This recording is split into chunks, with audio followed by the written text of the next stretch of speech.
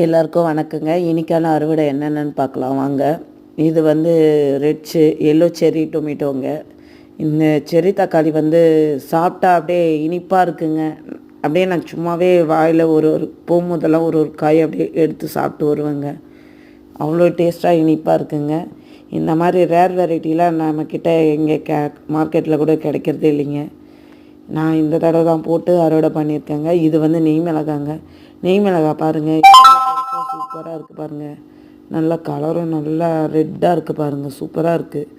இதில் ஒரு அரை பங்கு போட்டாலே போதுங்க, நெய் மிளகாய் ஸ்மெல்லு அப்படி இருக்குங்க, தூக்கலாக இருக்குது. இந்த மாதிரி நம்ம மாடி தோட்டத்தில் இந்த மாதிரி காய்கறிகள்லாம் போட்டு எடுக்கலாங்க. இது எல்லாமே ரேர் வெரைட்டி தாங்க. அப்புறம் இஞ்சி கொஞ்சோண்டு விட்டுருந்தேங்க அறுவடை பண்ணாமல் ஒரு தொட்டியில். அது வந்து நிறைய செடிகள் இருந்தது, அதில் இது தாங்க அறுவடை கிடச்சிது. அப்புறம் பாவக்காய் அறுவடை. பிடிச்சிருந்தா லைக் பண்ணுங்கள், மறக்காமல்